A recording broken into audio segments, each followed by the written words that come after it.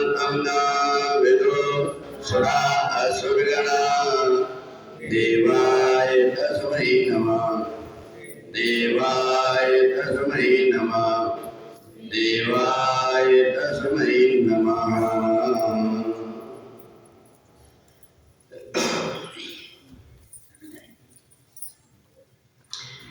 पांचवें अध्याय में कर्म संन्यास योग का वर्णन है। न प्रहस्येत् प्रियं प्राप्य न द्विजेत् प्राप्ता प्रियं स्थिर बुद्धिर सम्मूढ़ो ब्रह्मविद् ब्रह्मणि स्थिता। भगवान कहते हैं जब बाहर की परिस्थितियों से मन विचलित ना हो तो समझ लेना चाहिए कि हमारी आत्मा में हम स्थिर हो गए। बाहर से अगर कोई चीज मिलती है तो प्रसन्नता होती है और बाहर से ही कोई चीज अगर जो नहीं चाहते वो मिलती है तो दुख लगता है। तो समझ लेना चाहिए कि हमारी चित्त वृत्ति अभी बाहर ही है। वास्तव में अगर हम देखें तो हमें जो सुख प्राप्त होता है वो तब प्राप्त होता है जब हमारा मन अच्छा रहता है। मन जब अच्छा नहीं होता तो कितनी अच्छी चीजें होती हैं तो भी हमें आनंद नहीं मिलता।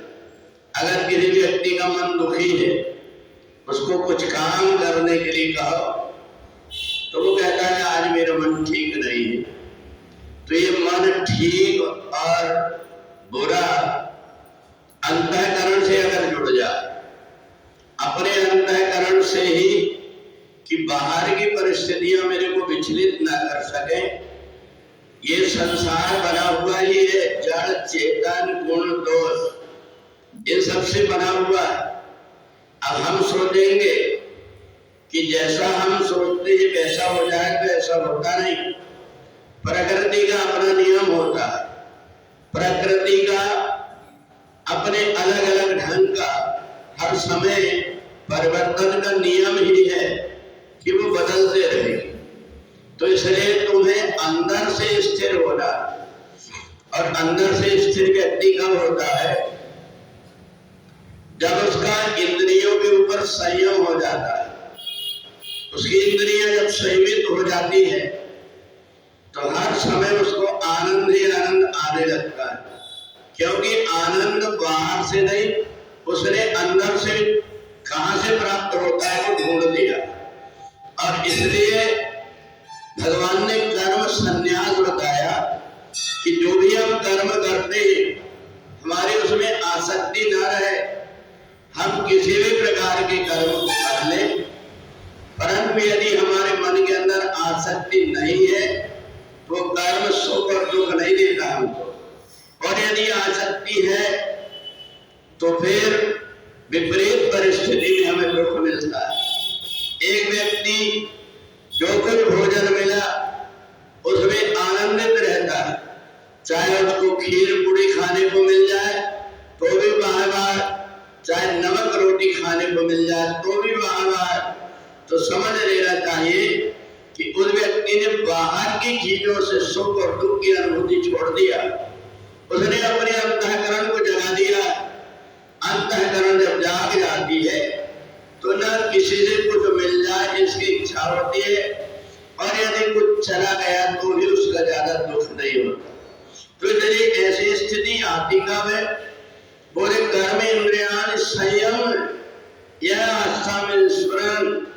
इंद्रियों के द्वारा तो हम संयम करने की कोशिश करते हैं, पर मन से अगर हम चिंतन करते हैं उस वासना का, उस विषय का, तो अंदर हलचल होती। पर प्रजा जरा कामान सर्वान पार मनोगतान, जब हम अपनी इच्छाओं को त्याग करके जो कुछ भी परिस्थिति आ जाती उसमें आनंदित रहना सीख जाते हैं, समझ लेना चाहिए कि हम संसार में रहते हुए संसार से मुक्त हैं। ये आसक्ति ही जन्म और मरण का कारण बनती है। यही आसक्ति सुख और दुख का कारण बनती और यही आसक्ति अपना और पराया में भेद करती।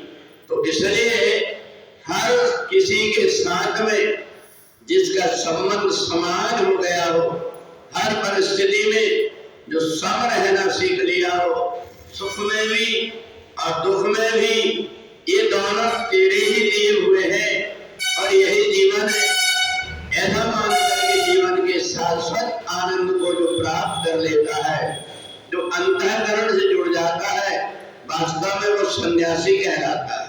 केवल कपड़े अकेले पहन लेने से, माला पहन लेने से या तिलक लगा लेने से कोई व्यक्ति सन्यासी नहीं बन पाता।